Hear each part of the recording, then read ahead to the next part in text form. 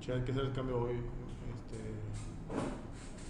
José, el cambio de hoy del lugar. Ah, ok, sí, sí, sí. Ya tiene equipo. Ya lo está preparando ahorita José, ya lo está anunciando Ricky. Ya ahorita ya está por ahí. En ¿Dónde, capacitación. dónde se va a sentar? Es que Ahí, ya no lo ahora, sé. donde yo me siento. Al lado de José Manuel se va a pasar ahorita enfrente, se va a poner el chavo, va a estar conmigo Ah, 3 semanas ahí al lado, va a estar explicando los procesos, explicando un poquito base de datos, cuáles van a ser sus acciones, qué es lo que va a hacer, leyendo los planes de información y eso.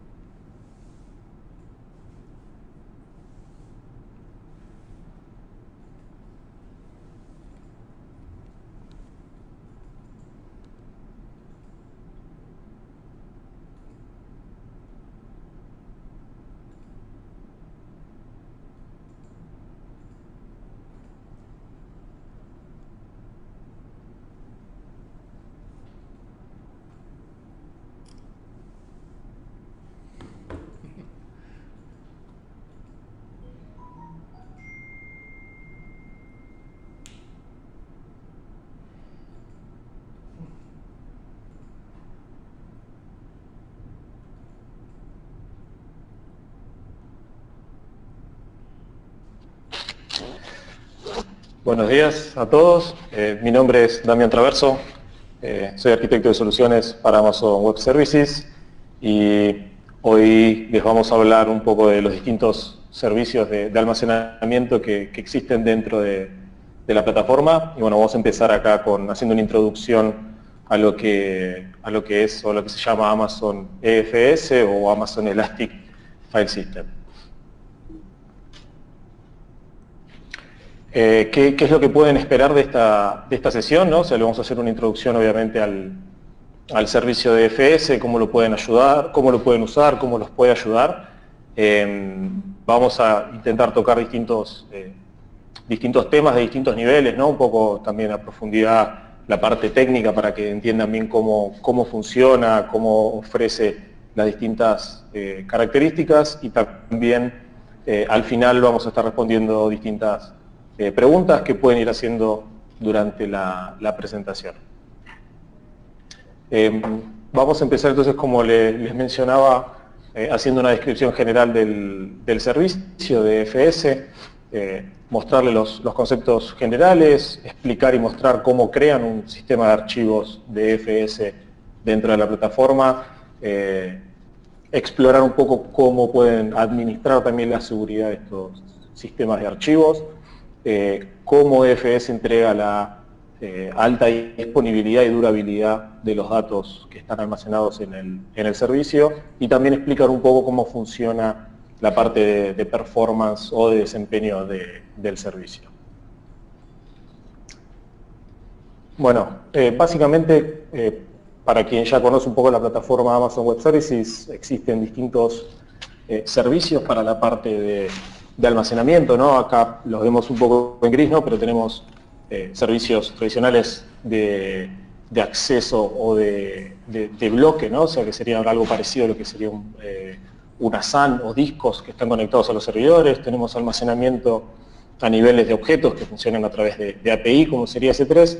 Y en este caso lo que vamos a hablar es de Elastic File System, que como lo dice el nombre, es almacenamiento de archivos, ¿no? Esto sí querríamos hacer una analogía a un esquema, a un mundo más tradicional, sería algo como un NAS, ¿no? Un Network Attached Storage.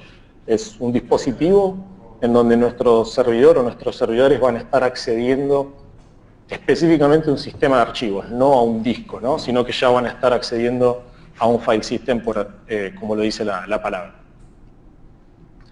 Generalmente cuando una empresa tiene que adquirir o utilizar un sistema de archivos compartidos, distribuidos, generalmente esto ocasiona bastantes dolores de cabeza, ¿no? Porque uno tiene que anticipar una cierta demanda, tiene que comprar el hardware, tiene que reservar una cierta capacidad, tiene que tener va a tener unos costos altos, probablemente que al principio no sean aprovechados del todo, porque uno no comienza a utilizar la capacidad que realmente está aprovisionando desde el día cero. Entonces existen distintas complicaciones, ¿no? Como esa estimación de la demanda, no es una cosa simple o sencilla saber exactamente cuánto mi aplicación quizás va a requerir o va a utilizar.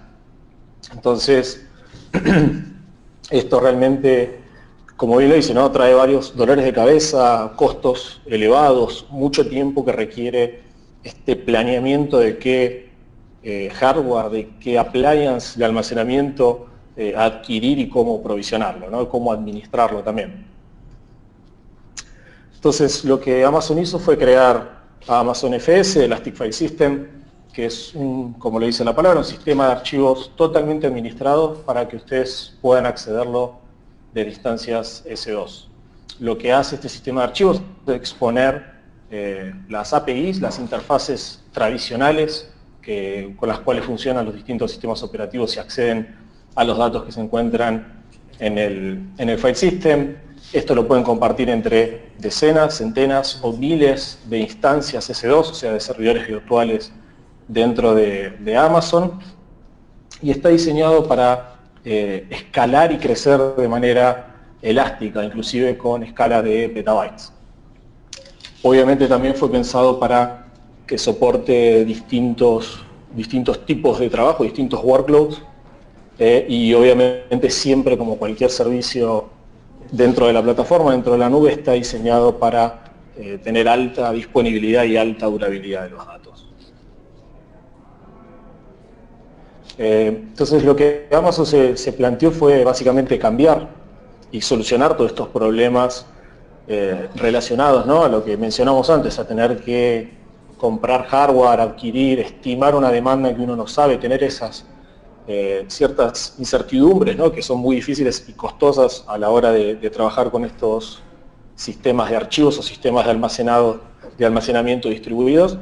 Y lo que se plantea el servicio es justamente entregarlo esto de una manera sencilla, de una manera elástica, de una manera escalable y siempre obviamente de vuelta con el foco en la larga duración y la alta disponibilidad de los datos, porque de nada servirían ninguna de los primeros 3 puntos si realmente no tuviésemos durabilidad de los datos y disponibilidad de los datos, ¿no?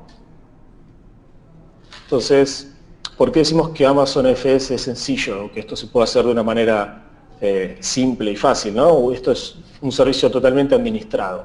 ¿Qué quiere decir que es un servicio totalmente administrado? Los clientes no necesitan provisionar hardware, no necesitan provisionar red, no necesitan provisionar ningún tipo de recurso que no sea solamente crear el sistema de archivos, crear el file system y comenzar a usarlo.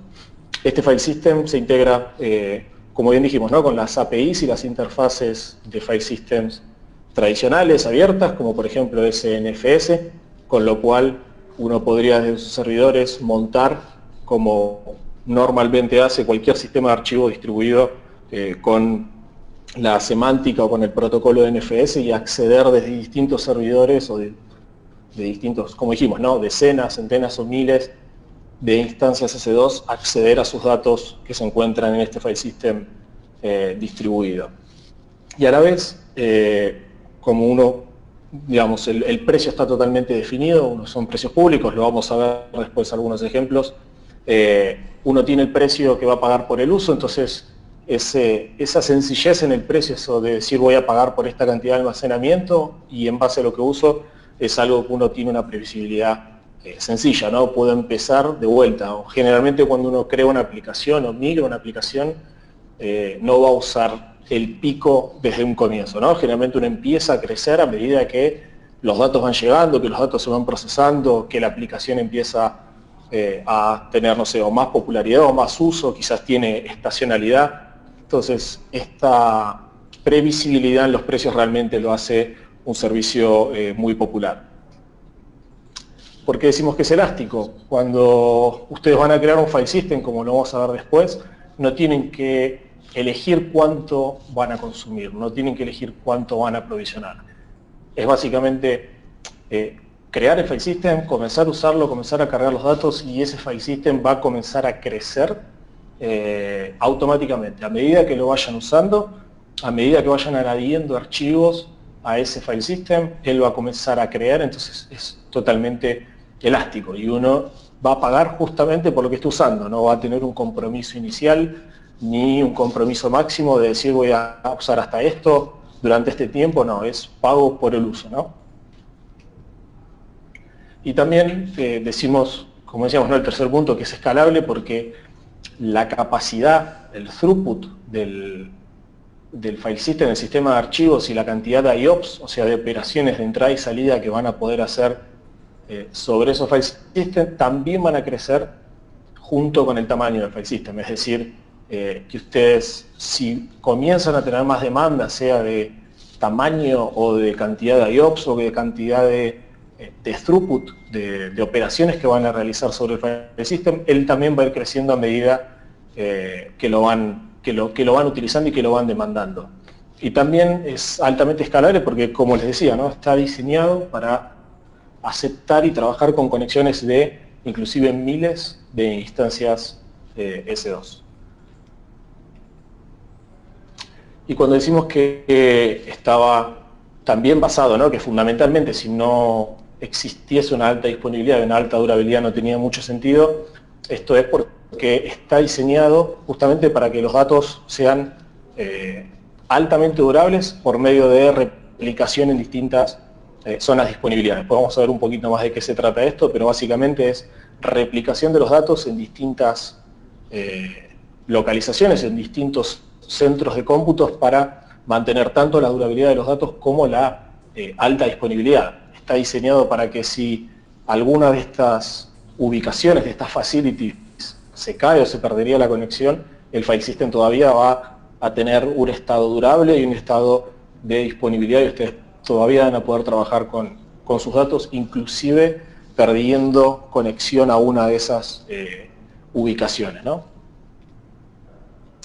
Entrando un poco a nivel de detalle en la parte más técnica de cómo funciona EFS, ¿no? Un sistema de archivos es el recurso principal que van a crear en EFS, es donde va a tener la estructura tradicional de un file system con archivos y directorios, y actualmente existe un límite de hasta 10 sistemas de archivos por cada cuenta de Amazon Web Services que ustedes tengan.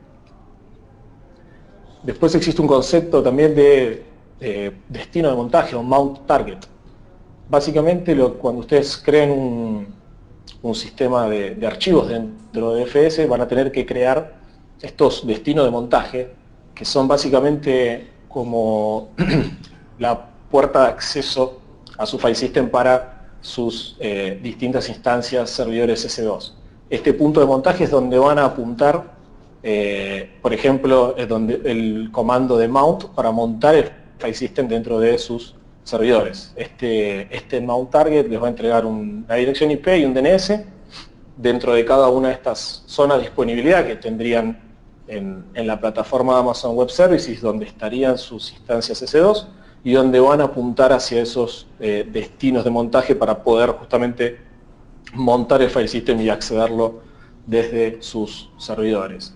Aclarando un poco, quizás para quien no esté tan familiarizado con los conceptos de región y zona de disponibilidad que existen en Amazon Web Services, una región es un área geográfica en donde Amazon Web Services crea distintas zonas de disponibilidad. Las zonas de disponibilidad, si queremos hacer un poco una analogía, serían como una abstracción de decir digitalmente, bueno, cuáles son los distintos data centers o conjuntos de data centers que existen para una región, para una determinada región en Amazon Web Services. Entonces, por ejemplo, una región podría ser Virginia en el este de los Estados Unidos o San Pablo aquí en Brasil. Y dentro de esa región, Amazon Web Services tiene distintos data centers conectados por una red propia de fibra de baja latencia, en donde esto nos permite crear arquitecturas de alta disponibilidad de una manera sencilla. Cuando ustedes lancen servidores o distintos recursos dentro de una región en Amazon Web Services, ustedes van a escoger en qué, por ejemplo, zona de disponibilidad quiero poner mis servidores, porque, por ejemplo, quizás quisiera tener un servidor en una zona de disponibilidad un servidor de base de datos primario en una zona de disponibilidad y el secundario o la réplica en otra zona de disponibilidad, para estar seguros de que si falla hay un problema en ese data center, bueno, no tengo ningún problema, tengo mi otro servidor, por ejemplo, a standby en la segunda zona de disponibilidad. Entonces, en cualquier arquitectura, nosotros siempre aconsejamos y ayudamos a los clientes a que monten sus aplicaciones en múltiples zonas de disponibilidad y de esta manera se protegen ante eventuales problemas o catástrofes que podrían, por ejemplo, acontecer en un data center. Entonces, teniendo sus servidores virtuales distribuidos en múltiples zonas de disponibilidad, ustedes obviamente con esto pueden mejorar la disponibilidad de sus aplicaciones. Entonces, volviendo a FS, ¿no? Como uno va a tener servidores en distintas zonas de disponibilidades, uno va a crear estos puntos o estos destinos de montaje, mount targets, como son dentro de la plataforma, como aparece con el nombre en inglés, para que en las distintas availability zones o zonas de disponibilidad puedan acceder al mismo file system. Cuando creen el sistema de archivos dentro de FS, esto les va a entregar, como les decía, ¿no? Los DNS de los distintos mount targets e inclusive les va a mostrar el comando que tendrían que ejecutar dentro de Linux para poder montar ese sistema de archivos dentro de los servidores. De vuelta, ¿no? Esto es, por ejemplo, en el caso de Linux, es un cliente estándar de NFS, como se viene usando hace muchísimo tiempo. En este caso ya obviamente salieron versiones un poco más actualizadas. En este caso el ejemplo está la 4.1, pero esto es algo de vuelta totalmente estándar, donde uno monta un sistema de archivos distribuidos desde un servidor Linux. Entonces, como les decía, ¿no? Van a tener sus distintos servidores, sus distintas instancias corriendo en Amazon Web Services en su VPC. Volviendo un poco, VPC es su red privada virtual dentro de la plataforma, en donde ustedes van a tener los servidores virtuales o las instancias, como bien le llamamos dentro de Amazon, corriendo y accediendo al mismo sistema de archivos compartido entre los distintos servidores. De vuelta, decenas, centenas o miles inclusive de servidores pueden acceder al mismo sistema de archivos y ver la misma información exactamente. Para configurar o crear, administrar, realizar las distintas tareas sobre ese sistema de archivos se puede usar obviamente la consola web, la consola de administración tradicional de Amazon Web Services. Se puede hacer por una línea de comandos, como tenemos esa Command Line Interface que se integra con prácticamente todos los servicios de la plataforma, o también lo pueden implementar a nivel de SDK o Software Development Kit usando las APIs de Amazon Web Services. Si ustedes tuviesen alguna aplicación que necesita acceder a las APIs de Amazon para crear, monitorear, modificar los distintos sistemas de archivos en la plataforma. Básicamente las tareas más simples que existen dentro de del sistema de archivos es desde el comienzo de crearlo, administrarlo para, por ejemplo, gerenciar estos destinos, estos mount targets. Se pueden agregar tags. Con estos tags, estas etiquetas, los que nos permite después, además de identificar a quién pertenece un recurso o qué uso le estamos dando a, por ejemplo, a un determinado file system, nos puede ayudar, por ejemplo, después a identificar costos. Entonces, si podremos usar etiquetas, por ejemplo, para los distintos proyectos o para los distintos ambientes, para después, a fin de mes, revisar y tener un reporte de agregación por estas etiquetas, identificar, bueno, exactamente cuánto está gastando un determinado proyecto, un determinado ambiente, una determinada aplicación, ¿no? Entonces, por medio de estas etiquetas podemos no solo reconocer a quién pertenece un recurso, sino también después asociar algunos costos al mismo, ¿no? Y tener una idea mejor de administración de costos y un detalle bien granular de cuánto está gastando cada aplicación. Obviamente también después podríamos eliminar este file system y se puede también monitorear y podemos ver a través de la consola distintas métricas de uso, que también vamos a ver un poco más adelante.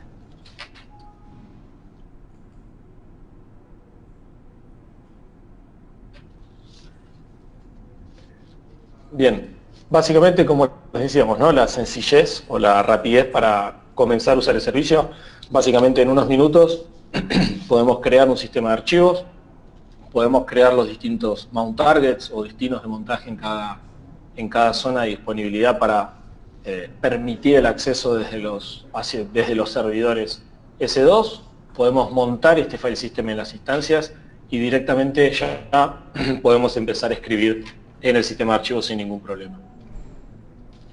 Si uno va a la consola de administración, a la Management Console de Amazon Web Services, la parte de FS, directamente va a aparecer esta interfaz muy sencilla, donde si vamos a crear un file system, lo primero que nos va a ofrecer es elegir la VPC, ¿no? Elegir la red privada virtual desde donde vamos a querer acceder a ese file system. Y como pueden ver abajo, nos van a aparecer lo que les mencionaba, los mount targets o los destinos de montaje con las distintas zonas de disponibilidad.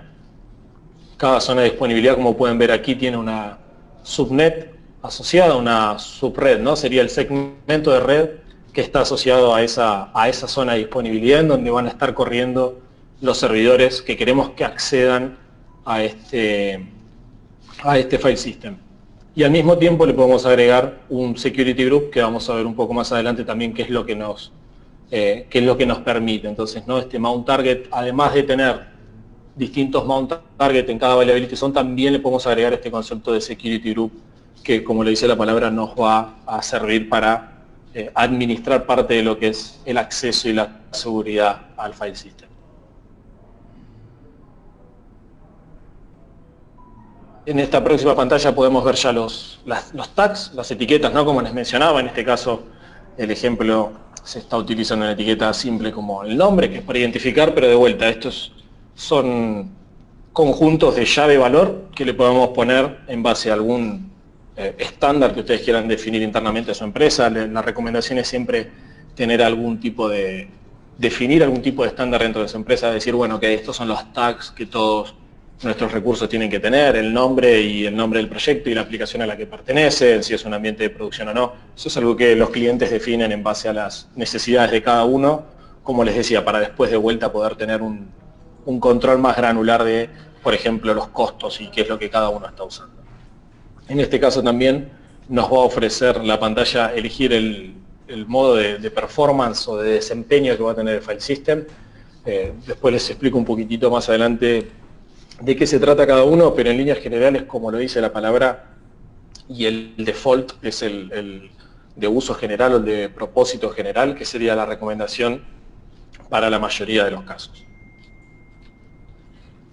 Finalmente, una revisión de las opciones que tuvimos, ¿no? De vuelta, qué VPC vamos a utilizar, qué subredes, ¿no? Qué segmentos de red donde van a estar nuestros servidores para acceder a este file system, qué grupos de seguridad o security groups con nuestros tags.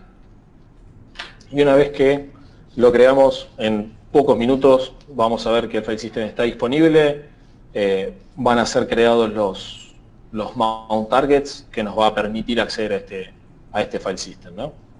Una vez que está creado, podemos ir, inclusive en la consola nos ofrece proveernos las instrucciones para montar ese file system, sea desde S2, y también ahora les voy a comentar algo que no está directamente en la presentación, pero que también es posible hacer, que también es posible montar estos file systems desde sus propios data centers, por ejemplo. Pero bueno, básicamente nos va a dar las instrucciones básicas para montar el file system de un servidor Linux. Nos está mostrando acá, como les mencionábamos, los DNS para cada destino de montaje, para cada mount target, donde podemos ver cada uno tiene un DNS, tiene un nombre según la availability zone o la zona de disponibilidad en la que se encuentra. Entonces, proveemos un ejemplo acá, que ya está en la consola, en donde a través de un shortcut, ¿no? De un atajo, uno puede internamente dentro de la instancia saber en qué availability zone está, para automatizar y para colocar esta misma configuración en cualquier instancia. Entonces, sin importar la availability zone que un servidor esté, si uno ejecuta este comando que aparece acá abajo, que la consola nos va a mostrar, Cada servidor va a montar el mount target y va a utilizar el destino de montaje que le corresponda según la availability zone que está. Esto es un comando que consulta un servicio interno de metadata que justamente le provee al servidor distintas informaciones. Una de esas informaciones es en dónde ese servidor está ubicado. Entonces lo que está haciendo aquí a través de este comando es obtener en qué availability zone ese servidor estaba para utilizar justamente el mount target que le corresponda según su zona de disponibilidad.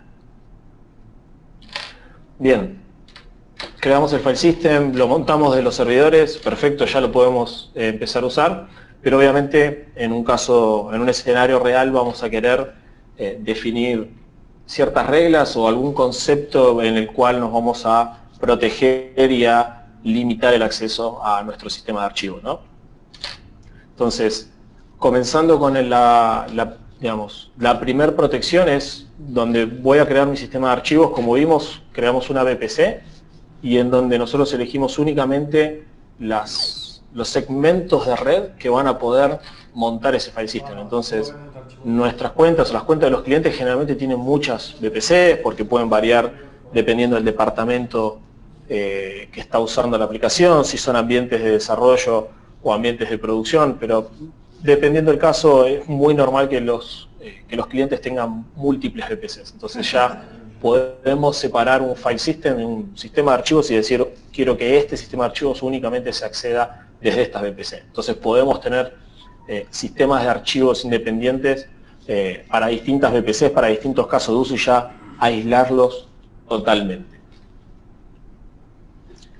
Más allá de cuál VPC vamos a crear, también existen estos, como vimos en los mount targets, nosotros elegimos tanto la subred, tanto el segmento de red, como un security group, ¿no? Entonces, lo primero que podemos hacer es a nivel de red, no permitir que inclusive otras instancias dentro de la misma VPC y dentro de la subnet a la que nosotros mencionamos tampoco puedan acceder a este file system. Entonces podemos controlar, vamos a decirlo así por una manera, con un firewall perimetral, qué instancias y qué grupos de instancias van a tener acceso hacia ese file system.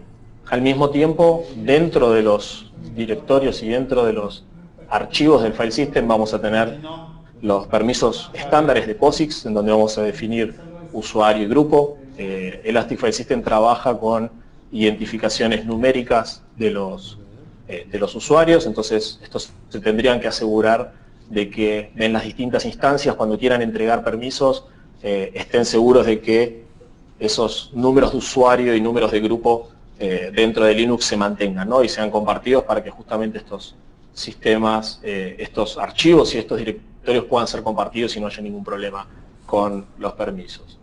Y un nivel más arriba, obviamente, también podemos definir a través de los usuarios o de IAM, ¿no? de la administración de identidades dentro de la plataforma de Amazon Web Services. Podemos decir quién va a crear un file system, quién puede o no crear un file system, quién los puede borrar, quién podría crear los distintos mount targets, o sea, quién va a poder hacer las operaciones de administración sobre ese recurso en la plataforma. Todo esto se controla a través del servicio de Amazon Web Services, que es Identity and Access Management, generalmente conocido como IAM, que es el que nos permite limitar las operaciones de los usuarios hacia las APIs propias de Amazon Web Services. Quién puede acceder a la consola, quién puede llamar a la Command Line Interface, distintos tipos de acceso. Como decíamos, a la vez de haber elegido una subnet o un segmento de red en donde este destino de montaje iba a ser creado, nosotros le configuramos un security group. El security group es una manera también por decirlo de una manera, es un firewall que se encuentra por fuera de tanto nuestras instancias de C2 como también, por ejemplo, en este caso, del punto de montaje.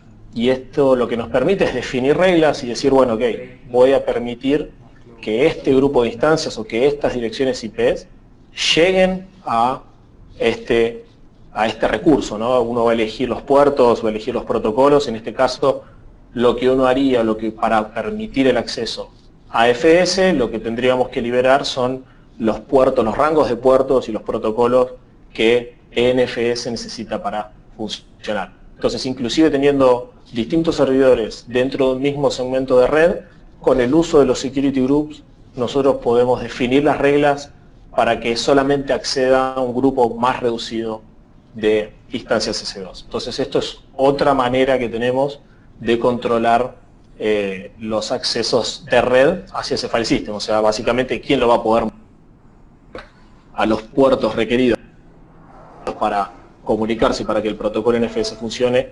Obviamente no va a tener acceso. Entonces, teníamos el acceso a nivel subred o a nivel segmento de red, que dentro de nuestra plataforma trabaja con lo que es conocido como Network ACLs, que son Access Control List, que nos permiten a nivel segmento de red controlar perimetralmente quién puede comunicarse hacia dónde o desde dónde, y el Security Group, que trabaja en un scope ya o en un alcance de servidores. Entonces, podemos combinar los dos tipos, tanto las Network ACLs como los Security Groups, para realmente ser lo más estricto y detallado posible en el acceso a nuestro file system.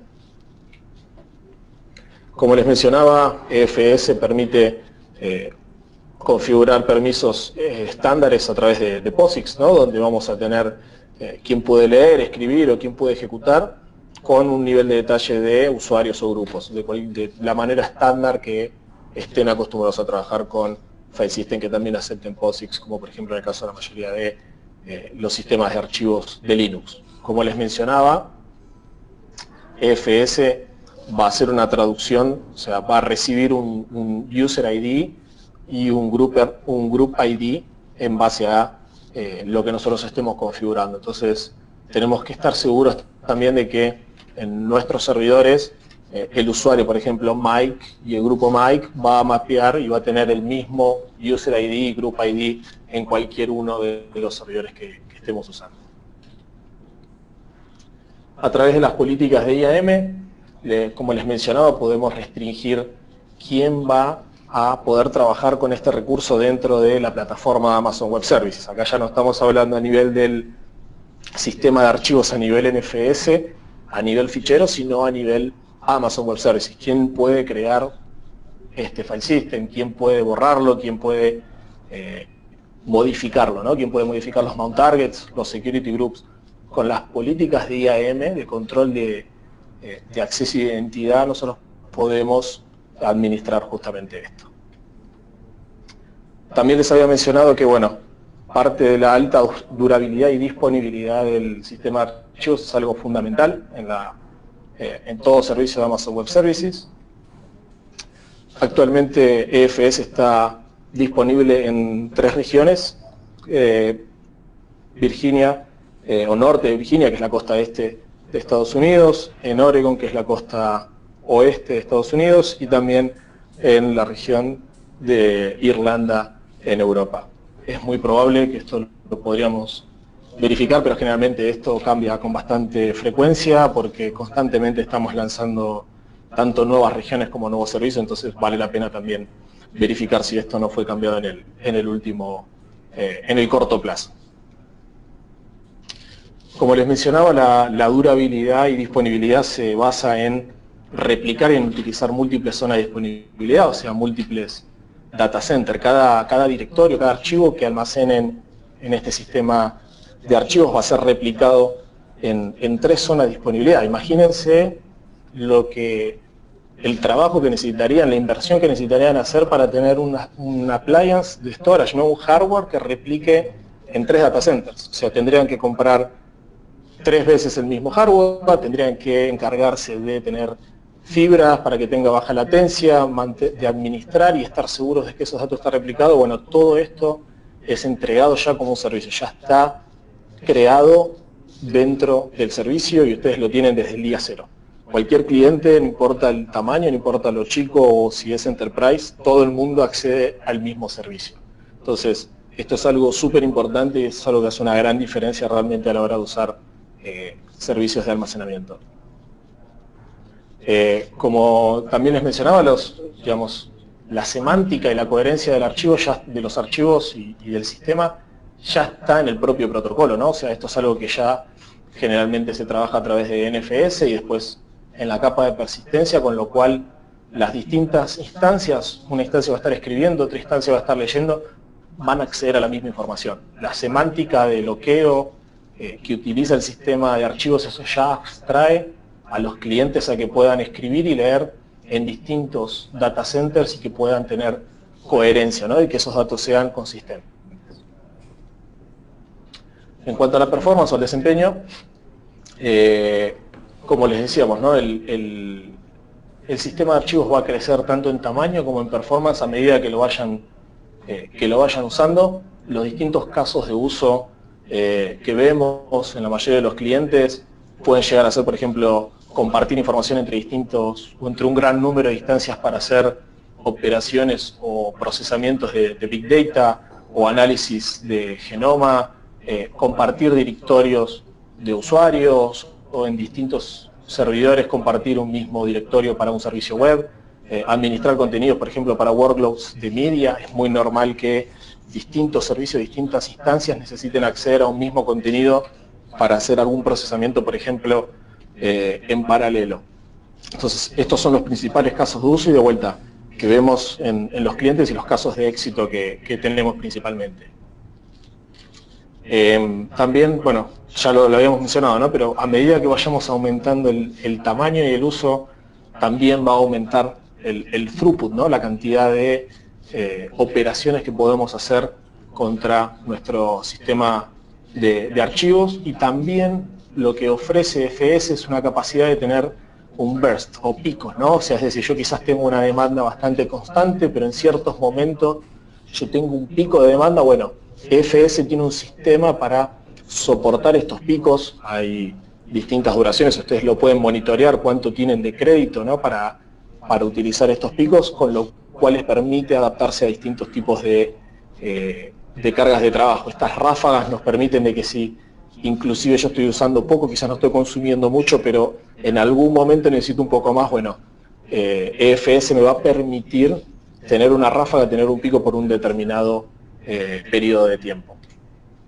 Algunos ejemplos, ¿no? Si uno tendría, por ejemplo, un sistema de EFS de 1 terabyte, uno puede continuamente estar leyendo a 50 megabytes por segundo, o se podría tener, por ejemplo, una ráfaga de 100 megabytes durante 12 horas. Lo mismo si seguimos escalando, ¿no? Si vamos a un sistema de 10 teras, uno podría constantemente estar leyendo a 500 megabytes por segundo de manera continua, o podría tener una ráfaga de 1 gigabyte por segundo durante 12 horas. Y así sucesivamente. Escala a medida que uno va creciendo con el tamaño del sistema de archivos, uno va ganando más capacidad de throughput y operaciones para hacer contra ese sistema de archivos. Como les comentaba, existen dos modos: el modo de uso general o de General Purpose y el modo de Max I/O o de entrada y salida máxima. Como regla básica, la mayoría de los casos, como bien lo dice el nombre, necesitan usar modo de uso general, es lo recomendado, sobre todo cuando uno necesita acceder con una menor latencia posible a los archivos. El modo de Max I/O está optimizado para cuando uno comienza a escalar en la cantidad de clientes, ¿no? Cuando uno va a tener miles de conexiones hacia ese sistema de archivos, hacia esas operaciones, bueno, va a conseguir escalar en esa cantidad en la cantidad de I/O que vamos a poder, o de entrada salida que vamos a tener sobre ese sistema de archivos, pero con quizás una latencia un poco más alta, ¿no? Ese es el trade-off, o esa es la negociación por tener una capacidad de conexión más elevada. Por eso decimos, la mayoría de los casos que vemos, modo de uso general está perfecto. Esto lo pueden monitorear a través de las métricas de CloudWatch, entonces pueden ver cuántas conexiones, cuánto throughput, cuál es el desempeño que ustedes están obteniendo desde su sistema de archivos para determinar cuál es el mejor modo. También obviamente nos pueden contactar a nosotros para validar el caso de uso. Como les decía, las métricas de CloudWatch les van a ofrecer distintas informaciones para que tengan una visión de cuánto están usando y cómo lo están usando, y ahí poder tomar distintas decisiones.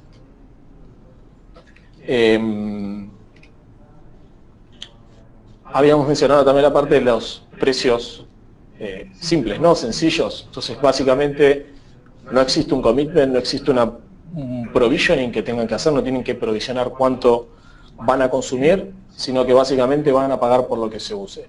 Un precio de ejemplo de EFS, si no me equivoco, para la región de Virginia es 30 centavos de dólar por gigabyte por mes. Entonces, ustedes a medida que vayan usando este espacio, van a ser cobrados por lo que realmente están consumiendo y no por algo que ustedes están suponiendo que van a usar. Entonces, como escala solo, no necesitan provisionar, es un precio súper simple, súper previsible y realmente muy útil. También quería comentarles, ayer durante el Summit de Nueva York se anunció soporte para EFS con encriptación. Entonces, a partir de ahora, nuestros clientes también, quienes necesiten, por ejemplo, para alguna conformidad o alguna regla de compliance, pueden elegir encriptar sus sistemas de archivos, con lo cual esto todavía brinda un nivel más alto de seguridad y de vuelta. Sin ningún overhead de administración, ustedes pueden determinar que ciertos file system tienen que estar encriptados y van a ser encriptados a través del servicio de manejo de llaves que utiliza Amazon Web Services. Y otro feature que no estaba aquí, pero creo que también es importante, este sistema de archivos también puede ser accedido a través de lo que nosotros denominamos como Direct Connect, que son las conexiones directas o dedicadas hacia la nube de Amazon Web Services. Entonces, suponiendo que ustedes tengan que almacenar informaciones que, más allá de ser compartidas dentro de los servidores virtuales que se encuentran en Amazon Web Services, ustedes también quisieran acceder a esa información desde sus data centers, bueno, a través de una conexión directa, ¿no? De un link que tendrían hacia la nube de Amazon Web Services, también lo podrían hacer. Y es un caso de uso que estamos viendo crecer mucho, ya que los clientes pueden tener hardware en sus data centers que necesitan hacer un procesamiento, pero no tienen la capacidad de almacenamiento, o tienen almacenamiento ya en la nube de Amazon Web Services, distintos procesos, y también necesitan ser consumidos desde sus data centers de una manera optimizada. Bueno, acceder a través a un Elastic File System desde sus data centers también es posible, y lo pueden hacer a través de esta conexión directa de manera privada. Como siempre, tenemos nuestra página de producto con mucha información, la documentación es pública, los precios son públicos. También nosotros estamos disponibles para resolver o para responder cualquier duda que tengan, sea si es un caso de uso adecuado para el cual quieren implementar, o si necesitan ayuda con cualquier otro tipo de duda respecto a FS. Obviamente también nos pueden